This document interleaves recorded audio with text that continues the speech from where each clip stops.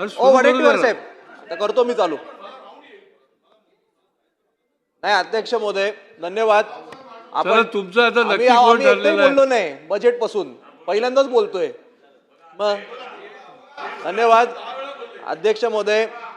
आज आपण या बजेटच्या चर्चेवर, वेगवेगळ्या विभागांच्या चर्चेवर बोलायला मी उभा आहे. रात्रीपर्यंत खूप वेळ चर्चा झाली, मग त्यानंतर मुख्यमंत्री महोदयांनी त्यावर उत्तर दिलं. जे काही बजेट मला कळलेलं त्यामध्ये त्या संपूर्ण बजेटवर माननीय मुख्यमंत्री महोदयांची छाप होती. कारण त्यांच्या नेहमीच्या शैलीमध्ये अनेक शब्द होते.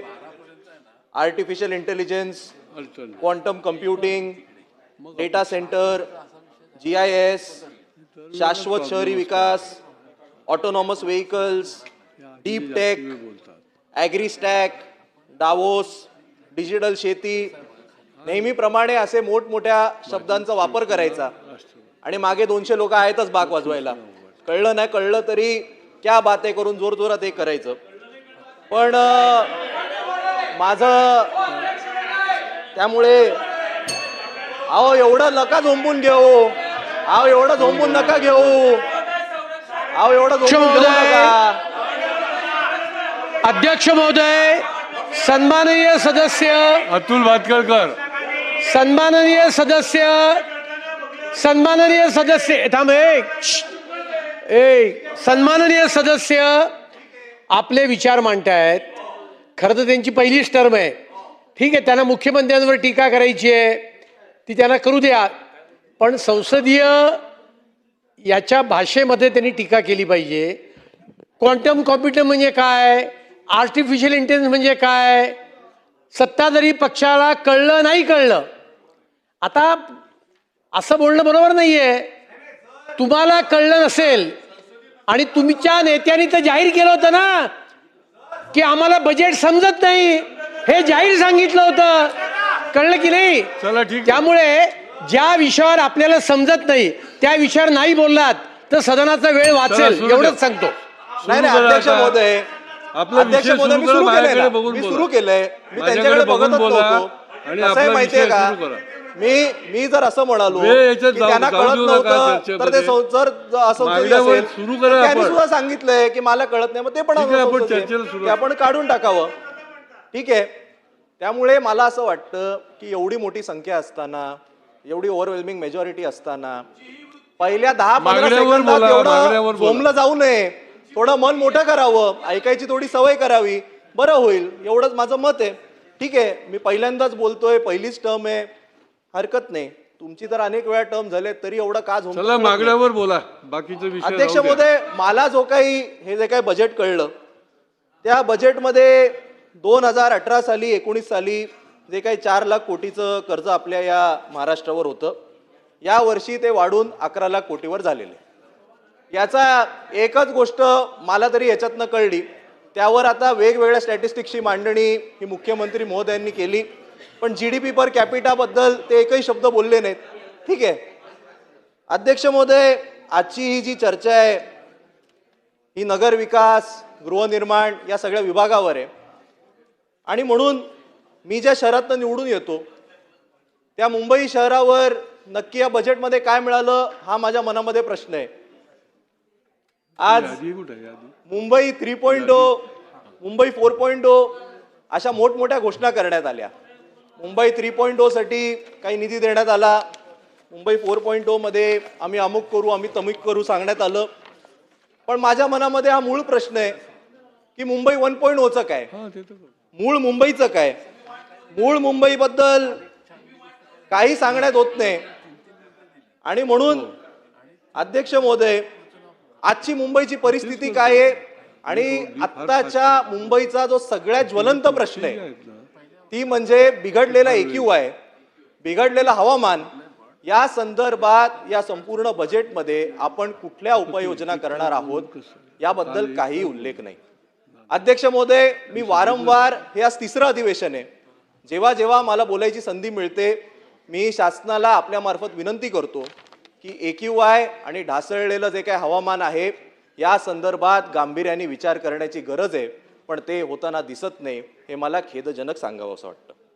आज अध्यक्ष महोदय परिस्थिती अशी आहे की 100 मीटर समोरचं सुद्धा दिसत नाही. म्हातारे लोक असतील, लहान मुलं असतील, यांना दररोज ब्रॉन्कायटिस, अस्थमा, वेगवेगळे व्हायरल आजार हे होत आहेत. त्यावर शासन कुठेही गंभीर नाही. हे मला वाटतं एक अतिशय खेदजनक बाब आहे. आज अध्यक्ष महोदय मुंबईला आपण $1 ट्रिलियन किंवा महाराष्ट्राला $1 ट्रिलियन इकॉनॉमीच्या आपण गोष्टी करतोय. आनंदाचं आहे, झालं सुद्धा पाहिजे. शेवटी राज्याचा विकास हा झाला पाहिजे. मुंबई ही आपल्या देशाची आर्थिक राजधानी आहे आणि असं असताना सुद्धा आज सामान्य मुंबईकरांना 24 तास चांगलं पिण्याचं पाणी मिळू नाही शकत. ह्याच्याहून मोठी शोकांतिका असू शकत नाही. अध्यक्ष महोदय, जर आपण साधं मुंबईकरांना पाणी देऊ नाही शकलो तर मग आपण मोठ्या मोठ्या घोषणा करून उपयोग काय. अध्यक्ष महोदय, या संपूर्ण बजेटमध्ये गारगाईच्या धरणाबद्दल सांगण्यात आलं. अध्यक्ष महोदय, जेव्हा आमचं महाविकास आघाडीचं सरकार होतं त्यावेळी आदित्यजी ठाकरे इकडे उपस्थित आहेत. त्यांनी त्या संपूर्ण विषयामध्ये पुढाकार घेतलेला. मला जे काही त्यातली थोडीफार माहिती आहे, हे गारगाईचं धरण कधी होईल, त्याला किती वेळ लागेल, त्याचा खर्च किती, आणि हे सगळं केल्यानंतर दररोज आपल्याला काहीतरी 4000 MLD पाणी एवढंच मिळणार आहे. 400 MLD. याच्या व्यतिरिक्त 400च म्हणालो, तेवढंच. तुमच्यासाठी 40 अधिक तुम्ही म्हणालात म्हणून. आणि म्हणून त्याच्या उलट महाविकास आघाडीचं सरकार असताना एक अतिशय मुंबईसाठी चांगला असलेला प्रोजेक्ट तो म्हणजे डिसॅलिनेशनचा प्रोजेक्ट, ज्याच्याकरता जमीन सुद्धा ही मनोरीमध्ये आयडेंटिफाय केली गेली होती, ज्याच्याकरता वारंवार मोदी सरकार ज्या सौर ऊर्जेचा वर भर देतो त्या सौर ऊर्जेचा वापर होणार होता, ज्याचा खर्च प्रचंड प्रमाणात कमी होता, तो प्रकल्प व्हावा याकरता आमची ही इच्छा होती. पण दुर्दैवाने आमचं सरकार गेलं आणि डिसॅलचं प्रोजेक्ट बाजूला टाकण्यात आलं आणि केवळ ओव्हर अँड अबाव एस्टिमेट गेलेलं ते गारगाईचं प्रकल्प राबवण्याचा हा का अट्टहास आहे हे मला काही कळत नाही. अध्यक्ष महोदय, पिण्याचं पाणी नाही, हवामान दिसत नाही. अध्यक्ष महोदय, सामान्य मुंबईकरांना आज फुटपाथ सुद्धा चालेला नाहीत, कुठेही चालायची जागा नाही. अध्यक्ष महोदय, कॉन्क्रीटच्या रस्त्यांबद्दल इकडे सांगण्यात आलं. खरं तर 2022ला जेव्हापासून सत्ता बदल झाला त्या वेळापासून आम्ही ऐकतोय की 1 वर्ष द्या, संपूर्ण मुंबईचे रस्ते आम्ही कॉन्क्रीटचे करून टाकू. 2022 नंतर आज 2026 आलं, 4 वर्ष झाली. अख्खी मुंबई खोदून ठेवलेली आहे. माझ्या पूर्वी उदय सामंत साहेब बोलत असताना त्यांनी उत्तरात सांगितलं पहिल्या टप्प्यामध्ये केवळ 60% काम झालेलं आहे. पण वस्तुस्थिती अशी आहे, पहिल्या टप्प्यामध्ये सुद्धा जे कॉन्क्रीटचे रस्ते बनवले ते आपल्याला परत एकदा खोदायला लागत आहेत, कारण रस्ते बनवत असताना त्याच्या खाली पाण्याच्या पाईपलाईन डॅमेज झालेल्या आहेत. अध्यक्ष महोदय, या कामामध्ये भ्रष्टाचार झालाय हे वारंवार विरोधी पक्ष म्हणून आम्ही ओरडतोच. पण 2 दिवसापूर्वी कुठे निघाले वाटतं, बाहेर गेले, सन्माननीय सदस्य योगेश सागर साहेब यांनी याच सभागृहात सांगितलं की कॉन्क्रीटच्या रस्त्यांच्या कामामध्ये M40च्या ऐवजी M20चा वापर केला जातोय. खरं म्हणजे ते असते तर त्यांनी दुसरा देखील दिला असता, कारण त्यांचं जे वक्तव्य आहे. मग यामध्ये आपण चौकशी करणार का याबद्दल सुद्धा काही सांगण्यात आलं नाही. अध्यक्ष महोदय, आज संपूर्ण देशभरातनं लोक मुंबईमध्ये हे हॉस्पिटलचा वापर करायला येतात. पण आज मुंबईच्या हॉस्पिटलची काय परिस्थिती आहे? तुम्ही कधी गेला तर 7-7 दिवस साधी खाट मिळत नाही, मिळाली तर चांगली अनेक वेळा ट्रीटमेंट मिळत नाहीत, मशीन चालत नाहीत.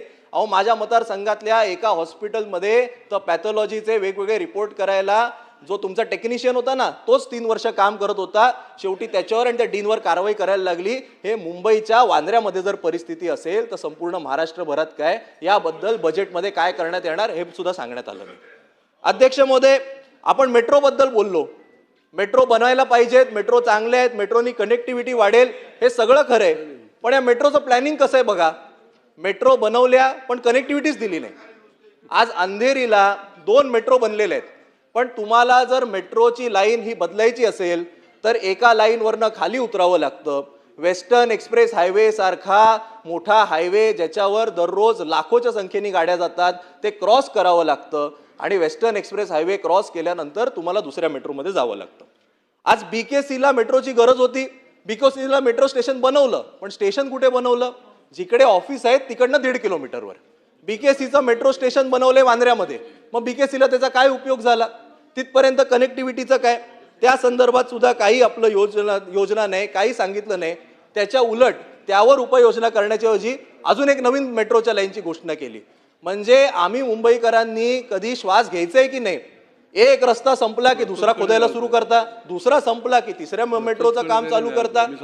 कधी आम्हाला पूर्ण झालेल्या कामांवर आमच्या गाड्या चालवायला मिळणार का, हा सुद्धा आमच्या मनामध्ये प्रश्न आहे. अध्यक्ष महोदय, आज कचरा असेल या संदर्भात सुद्धा अशीच वाट लागलेली आहे. कचऱ्याचा अदला बदल, पलटी, मला वाटतं सगळे विषय माहिती आहेत. त्यावर काही आपण उपाययोजना करणार का, त्या संदर्भात काही सांगितलं नाही.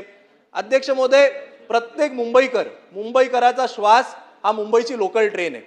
पण त्याच लोकल ट्रेनचे जे स्टेशन आहेत याची जी दुरावस्था आहे, या संदर्भात आपण काही करू शकतो का? मला वाटलेलं की आता इलेक्शन संपले, मोठ्या या बजेटमध्ये त्या संदर्भात तरी काही घोषणा होईल, पण काही सांगण्यात आलं नाही.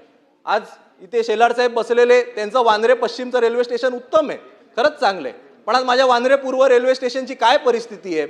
एका फॉरेनर ब्लॉगर आलेला, त्यांनी व्हिडिओ बनवला, तो व्हिडिओला कोट्यांवधी लाईक आणि व्ह्यू मिळाले आणि अक्षरशः आपल्या संपूर्ण मुंबईची, महाराष्ट्राची प्रतिमा मलिन झाली. इतकी वाईट परिस्थिती आज या वांद्रे पूर्व सारख्या अनेक लोकलच्या मेट्रो स्टेशनची आहे. त्या संदर्भात सुद्धा कुठेही उल्लेख झाला नाही.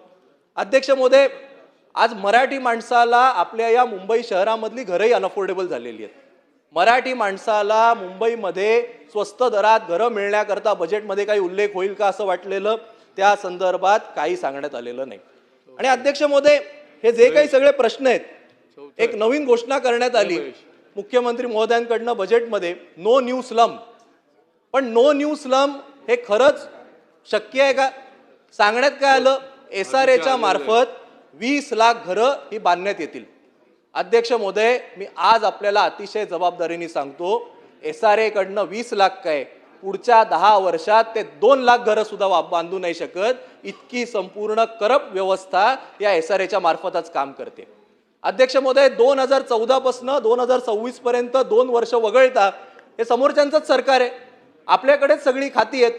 असं असताना किती घरं तयार झाली की आता आपण 2047ची उदाहरणं देतो, 2035ची उदाहरणं देतो. 20 लाख घरं. तुम्ही जोपर्यंत महत्त्वाच्या गोष्टींवर आपण पॉलिसीचे निर्णय घेत नाही, तोपर्यंत आपण कसं काय काम करणार? अध्यक्ष महोदय, आज तुम्हाला सुद्धा माहिती आहे, आम्हाला सुद्धा माहिती आहे, काल झोपडी बांधली असेल ना, सक्षम प्राधिकाऱ्याला 5 लाख रुपये द्यायचे, 5 लाख रुपये रेट आहे. काल बांधलेली झोपडी, आज त्याचे इलेक्ट्रिसिटीचं बिल तयार होतं, त्याच्या दारावरचं स्टिकर तयार होतं आणि तो ॲनेक्शनमध्ये पात्र सुद्धा होतो, त्याला घर मिळू शकतं. पण जर एखादा गरीब असेल, त्याच्याकडे खरंच तो 1980 पासून राहत असेल, पण त्याला आता अंडर द टेबलचा विषय गेलाय, आता जे काही ते डायरेक्ट बिंदास्त ओपन पैसे घेतात ते नसतील, तर तो कितीही पात्र असेल, कितीही गरीब असेल, त्याला या मुंबई शहरामध्ये SRA वाले घर मिळू देऊ नाही शकत. ही वस्तुस्थिती आहे. अध्यक्ष महोदय, आज वर्षानुवर्ष मी जेव्हापासून, मला तर 1च वर्ष झालं, मी प्रत्येक वेळी घसा कोरडा करून ओरडतो की केंद्र शासनाच्या ज्या जागा आहेत, मग ती रेल्वेची जागा असेल, डिफेन्सची जागा असेल, वेगवेगळी कस्टमची जागा असेल, BPTच्या जागा असतील, या सगळ्या जागांवर अतिक्रमण झालंय. या सगळ्या जागांवरचं जे अतिक्रमण आहे, ह्याच्यावरच्या ज्या झोपड्या आहेत, त्याच्यावरचं पुनर्वसनासंदर्भात अजूनही आपल्याकडे पॉलिसी नाही. मग नो न्यू स्लम म्हणजे आम्ही झोपडी राहू देणार नाही, हे सरकार सांगू कसं शकतं? अध्यक्ष महोदय, वारंवार ग्राउंड+1 पहिल्या माळ्यावर जे झोपडीधारक आहेत, यांना आपण घरं देणार की नाही या संदर्भात कुठली क्लिअर पॉलिसी नाही. मग जर आपण त्यांना घरं दिली नाहीत तर ते दुसरीकडे जाऊन झोपडी बांधणार. या संदर्भात काही घोषणा होईल का? त्या संदर्भात कुठली घोषणा नाही.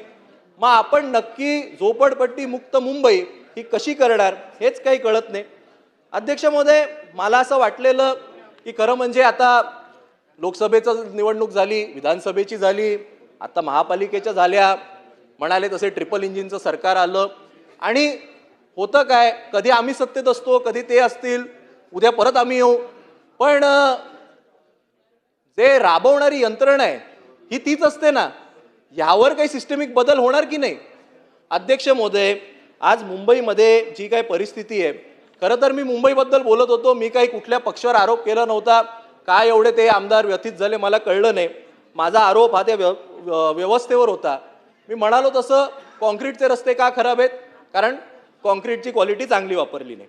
अध्यक्ष महोदय, AQI का खराब आहे? कारण BMCनी ऑन पेपर सक्त अँटी पोल्युशन नॉर्म्स दिलेले आहेत. एकही कन्स्ट्रक्शन किंवा इन्फ्रास्ट्रक्चर साईट ती फॉलो करत नाही. ती जर त्यांनी फॉलो केली तर AQI आपला एवढा खराबच होणार नाही. अध्यक्ष महोदय, आज फुटपाथवर काय एन्क्रोचमेंट आहेत? कारण हे सगळे महापालिकेचे अधिकारी हप्ते घेण्यात व्यस्त आहेत. इनफॅक्ट जर आपण यांच्या विरोधात गेलो, आपण जर कुठे कारवाई केली तर स्थानिक लोकप्रतिनिधींच्या ऑफिसचा पत्ता देतात आणि सांगतात आमदारांनी तुमची कंप्लेंट केली आहे, तुम्ही मोर्चा घेऊन त्यांच्या घरावर जा. ही प्रत्येकाला समोर जाणारी ही वस्तुस्थिती आहे. यावर आपण काही सिस्टमिक बदल करणार आहोत का? त्या संदर्भात काही नाही. अध्यक्ष महोदय, गारगाई बनेल तेव्हा बनेल. आता तर ते मला वाटतं टेंडर सुद्धा परत पाठवण्यात आलं, पण तोपर्यंत पिण्याचं पाण्याचं काय? अध्यक्ष महोदय, मी तुम्हाला अतिशय जबाबदारीने सांगतो, या मुंबई शहरामध्ये जी आपली हायड्रॉलिकची सगळी जी टीम आहे, ही सगळी वॉटर मॅनेजमेंटची BMCची टीम आहेत, यांचं आणि टँकर माफियाचं जोपर्यंत संगमत आहे, जोपर्यंत मुंबईकरांच्या हक्काचं पिण्याचं पाणी हे मुद्दामून टँकर माफियाला विकण्यात येतंय, जोपर्यंत स्लममध्ये असणाऱ्या वेगवेगळ्या ज्या फॅक्टरी आहेत त्यांना मोफत विदाऊट कनेक्शन पाण्याची चोरी होत आहे, तोपर्यंत सामान्य मुंबईकरांना तुम्हाला पिण्याचं पाणी देता येणार नाही. या संदर्भात आपण चाप लावण्याचं काही धोरण जाहीर करणार का? तर त्या संदर्भात सुद्धा काही नाही. आणि म्हणून ज्या महत्त्वाच्या गोष्टी आहेत त्या संदर्भात मला वाटतं कुठे काही सांगण्यातच आलेलं नाही आहे. या संदर्भात मला असं वाटतं की माझं खरं म्हणजे सरकारला आव्हान आहे की आता निवडणूक नसताना या बजेटकडनं मला अशी अपेक्षा होती की आपण काहीतरी असं करून दाखवू की त्यामधनं अख्खी सिस्टीम बदलून जाईल, नोकरशाहीला कुठेतरी चाप लागेल. आमच्या पक्षामध्ये अनेक लोकांवर तुम्ही ED, CBI, ACB लावल्या, अनेक लोकांना तुम्ही घेऊन गेलात. आता कधीतरी सिस्टीम खराब करणाऱ्या अधिकाऱ्यांवर सुद्धा लावा, यांच्यातल्या काही लोकांना जेलमध्ये टाका. या लोकांना कुठेतरी भीती असू दे. यांना असंच वाटतं या पक्षाचा मंत्री असो किंवा त्या पक्षाचा मंत्री असो, आपल्या बापाचं जातंय काय? अध्यक्ष महोदय, आज हे अधिकारी एवढे बिनधास्त झालेले आहेत. माझ्या मतदारसंघात BKC मध्ये दर आठवड्याला दर विकेंडला वेगवेगळे कॉन्सर्ट होतात. जो सगळ्यात मोठा VIP सेक्शन असतो ना, पूर्णपणे अधिकाऱ्यांसाठी रिझॉर्ट असतो. माझ्याकडे अख्खी यादी आहे. या एक एक तिकिटाची किंमत 1-2 लाख रुपये असतात. मग माझ्या मनामध्ये प्रश्न आहे की यांना एक तर परवडतं कसं, किंवा जर यांना फुकट मिळत असेल तर फुकट का देतात? पण आपण या संदर्भात सिस्टमिक चेंजेसबद्दल काहीही बोलायला तयार नाही. याच्याहून मोठी शोकांतिका मला वाटतं होऊ शकत नाही. अध्यक्ष महोदय, आज MMRचा उल्लेख करण्यात आला. MMR मध्ये तर नवी मुंबई एअरपोर्टबद्दल बजेटमध्ये भरपूर सांगण्यात आलं. नवी मुंबईला एअरपोर्टची गरज होती का? 100% होती. पण आज तो पांढरा हत्ती म्हणून तयार झालेला आहे. आज कोकणामध्ये सुद्धा जे चिपी एअरपोर्ट आहे तिकडे सुद्धा तशीच परिस्थिती झालेली आहे. एअरपोर्ट तयार आहे पण विमानं तिकडे पोचत नाहीत. आज नवी मुंबई एअरपोर्टला विमानं वाढली पाहिजेत म्हणून आता T1 एअरपोर्ट बंद करण्याचा घाट घालण्यात येतोय असं मला कळतं. अध्यक्ष महोदय, माझा सरळ सोपा प्रश्न आहे. आज जर मला गोव्याला फ्लाईट पकडायचं असेल तर फ्लाईटची किंमत आहे 3,500 रुपये. पण तेच जर मला जे विमान जर नवी मुंबई एअरपोर्टवरनं पकडायला लागलं, कारण मला जर तिकडचं फ्लाईट मिळालं तर फ्लाईटची किंमत 3,500 रुपये, पण वांद्र्यावरनं मला नवी मुंबई एअरपोर्टला जाताना उबरला लागतील 4,000 रुपये. मग या गोष्टीला काय अर्थ आहे? आज आपण त्या मेट्रोची अनाऊन्समेंट केली, त्याचा अजून DPR तयार नाही, काही नाही. ती मेट्रो होणार कधी? अध्यक्ष महोदय, तिकडे उबरला वाशीवरनं नवी मुंबई एअरपोर्टला जायला 800 रुपये लागतात. कसे परवडणार आहेत? बाहेर येताना नवी मुंबई एअरपोर्टमध्ये नेटवर्क नाही आहे. जर एखादा प्रवासी बाहेर आला आणि त्याला टॅक्सी मागवायची असेल, त्याला साधं मोबाईलचं नेटवर्क येत नाही. आपण या महत्त्वाच्या गोष्टींवर बोलणार आहोत. या संदर्भात काही उपाययोजना करणार आहोत का? तर काही सांगितलं नाही. अध्यक्ष महोदय, आज MMR बद्दल सांगत असताना 3री मुंबई 4थी मुंबई नंतर व्हायची आहे तेव्हा होईल, पण या शिळफाट्याची काय परिस्थिती आहे? खरं म्हणजे खतरो के खिलाडी नावाचे एक अतिशय फिअर फॅक्टर सारखा इंडियामध्ये शो आहे. त्याच्यामध्ये आता पुढच्या सीझनमधली फायनल टास्क असणारे शिळफाट्यावरनं डोंबिवलीला 1 तासाच्यात जाऊन दाखवावं. माझा जन्म डोंबिवलीचा आहे. मला आठवतंय आम्ही जेव्हा डोंबिवलीवरनं शिळफाट्याला जायचो 15 मिनिटात पोचायचो. सर्रास जिथे जिथे गावठाणं होती, जी शेतकऱ्यांच्या जमिनी होत्या तिकडे आपण FSI वाढवून टाकले, 5 केले, 6 केले. आज परिस्थिती अशी आहे, कल्याण ग्रामीण मतदारसंघामध्ये 6.5 लाख मतदार आहेत. 6.5 लाख मतदार आणि रस्ता तेवढाच राहिला. काय उपाययोजना केली आपण अध्यक्ष महोदय? आज शिळफाट्यावरनं डोंबिवलीला जायला 10 किलोमीटरचं पण अंतर नसेल, 3-3 तास सकाळचे संध्याकाळचे लागतात. काय केलं आपण? अध्यक्ष महोदय, आज भिवंडीचे इकडे लोकप्रतिनिधी उपस्थित आहेत, ते वारंवार त्या संदर्भात बोलत असतात. हे सगळे MMRचे आहे. एशियाचा लॉजिस्टिक्स हब म्हणून आपण बघतो त्याच्याकडे. कोणाची हिंमत आहे संध्याकाळच्या वेळी MMR मध्ये जायची? एवढे मंत्री महोदय इकडे उपस्थित आहेत, यांचा ताफा असून सुद्धा हे लोक जाऊ नाही शकणार. केवळ मुख्यमंत्री किंवा DCM असतील ज्यांच्यासाठी ट्रॅफिक थांबवतात ते लोक जाऊ शकतील. बाकी चला आपलं तर जाऊ दे, सामान्य नागरिक काय करणार? या संदर्भात काही ट्रॅफिकच्या उपाययोजनांबद्दल काही सांगण्यात आलं का? त्या संदर्भात कुठे काही नाही. आज एक काय एज्यू सिटीची घोषणा करण्यात आली. अध्यक्ष महोदय, नवी मुंबईच्या त्या एज्युकेशन सिटीमध्ये ज्या काही आपण 6 युनिव्हर्सिटी आणायचं म्हणतोय, मी त्या युनिव्हर्सिटीची नावं वाचली. कुठल्या युनिव्हर्सिटी आणतोय आपण? Illinois Institute of Technology, university of Aberdeen. ज्या युनिव्हर्सिटीजना त्या देशामधले विद्यार्थी पसंती देत नाहीत, त्या देशामध्ये यांची आकडेवारी ही 120 आणि 130 वर आहेत. त्या युनिव्हर्सिटीना आपण रेड कार्पेट देऊन आपल्या नवी मुंबईमध्ये पाठवतोय किंवा बोलवतोय. काय उपयोग आहे? तिकडच्या गालगोट्या युनिव्हर्सिटीना आपल्याकडे कशाला बोलवायचे आपल्याला? म्हणजे नक्की आपलं धोरण काय आहे? कोण विचारतंय या युनिव्हर्सिटीना? आपल्याला मुलांना चांगलं शिकवायचं असेल तर आपल्या युनिव्हर्सिटी चांगल्या करा, त्याचे कोर्स डेव्हलप करा, किंवा तिकडच्या आयव्ही लीग असतील किंवा उत्तम टॉप 10 युनिव्हर्सिटीजना इकडे आमंत्रित करा. या भलत्या सलत्या युनिव्हर्सिटीला तिकडे नाही, तिकडे आपण यांना बोलवतोय. अध्यक्ष महोदय, BKC मध्ये पॉट टॅक्सीचा नवीन एक काहीतरी MMRDA त्याच्याबद्दल तयारी सुरू केलेली आहे. मी जी काय माहिती घेतली, जगभरामध्ये एकही प्रकल्प या पॉट टॅक्सीचा झालेला नाही, कुठे त्याचा प्रयत्न सुद्धा झालेला नाही. मग आपल्याकडे आता इतके जास्त पैसे झालेले आहेत का की अनप्रूव्हन टेक्नॉलॉजी ती आपण BKCच्या माथ्यावर मारणार आहोत? काय गरज आहे याच्यावर हजारो कोटी खर्च करण्याची? आपल्याला जर BKCचा ट्रान्सपोर्ट इम्प्रूव्ह करायचा असेल तर एक मिनी बसची सेवाही केवळ BKC पुरती सुरू करावी. इतकं सरळ सोपं काम असताना आपण काय या संदर्भात विचार करत नाही? मला वाटतं हा देखील माझ्या मनामध्ये प्रश्न आहे. अध्यक्ष महोदय, मी म्हणालो तसं आपण घरांबद्दल बोलत असताना SRA संदर्भात मी आपल्याला सांगितलं.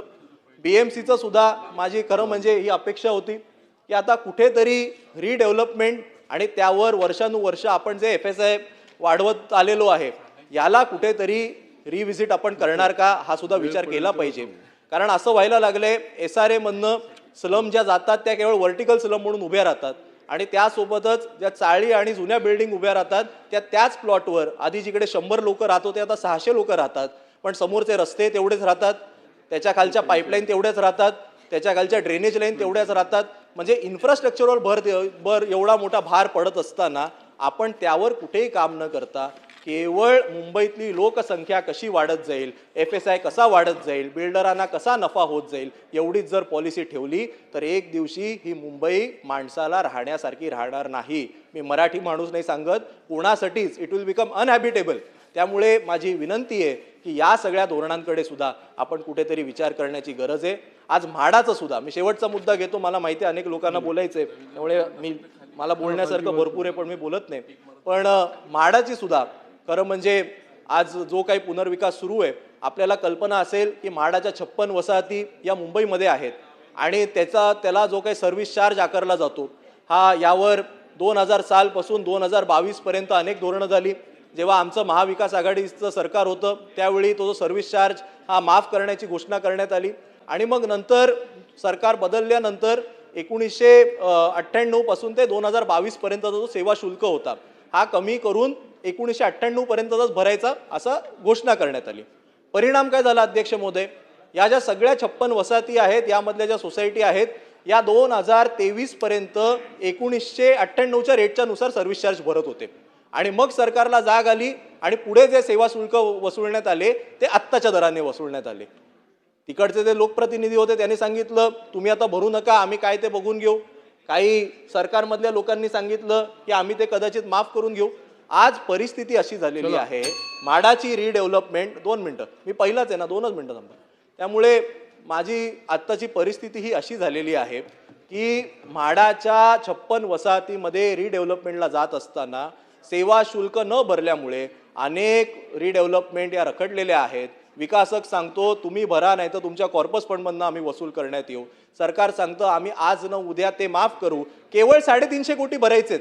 माझी आपल्याला एवढीच आज या बजेटच्या मार्फत किंवा या मागण्यांच्या मार्फत ही विनंती आहे, केवळ 350 रुपये जर शासनाने म्हाडाला भरले तर आत्तापर्यंतचा सगळा सेवा शुल्क हा माफ करू शकतो आणि नंतर या सगळ्या सेवा या आपण BMCला हँडओव्हर केल्या पाहिजेत. शेवटी आज पाणी BMC देतं, लाईट BMC देतं, होतं असं सगळे सर्व्हिस प्रोव्हाइड करते BMC, त्याला पैसे भरते म्हाडा आणि मग म्हाडा नंतर परत सोसायटीकडनं पैसे घेते. मध्ये म्हाडा पाहिजेच कशाला? सगळ्या सर्व्हिसेस जसे बाकी लोक BMC मार्फत भरतात तशा देखील या भरण्यात यावा. त्यामुळे म्हाडाचा जो काही अतिरिक्त सेवा शुल्क लागू केला गेलेला आहे, माझी आपल्याला ही मागणी आहे, आपल्याद्वारे शासनाला ही मागणी आहे की ते 350 कोटी सुद्धा भरून आपले एवढे मोठे 7 लाख कोटी आहेत, त्याच्यातले 350 म्हणजे काहीच नाही, त्यामुळे एवढे आपण भरून या सगळ्या हजारो लोकांचा, बहुतांश मराठी माणसं आहेत, यांचा आपण लाभ करावा. आणि एक शेवटचा मुद्दा म्हणजे धन्यवाद. याच म्हाडाच्या ट्रान्झिट कॅम्पमध्ये गेल्या अनेक वर्षांपासून न्यायालयामध्ये हा सगळा प्रश्न रखडलेला आहे. त्याच्यामध्ये जे काही ABC कॅटेगरायझेशन आहे त्या संदर्भात आज अनेक मराठी माणसं ही घराबाहेर आहेत, त्यांची घरं तोडण्यात आली आणि आता त्यांना सांगण्यात येतंय की जेव्हा कधी न्यायालयामधनं हा विषय सुटेल तेव्हा तुम्हाला घरं द्यायची की नाही द्यायची, सशुल्क द्यायची की मोफत द्यायची, या सगळ्या संदर्भात आम्ही विचार करू. पण अनेक वर्षांपासून हा विषय मार्गी लागलेला नाही. त्यामुळे माझी विनंती आहे ते सुद्धा सरकारने मनावर घ्यावं. मराठी माणूस हा मुंबईमध्ये टिकावा याकरता सरकारचं धोरण असावं. मराठी माणूस फर्स्ट अशी कुठेतरी धारणा असावी आणि त्याकरता बजेटमध्ये त्यांनी सांगावं अशी माझी विनंती आहे. आपण मला माझे विचार मांडण्याची संधी दिली म्हणून मी आपला आभारी आहे. धन्यवाद.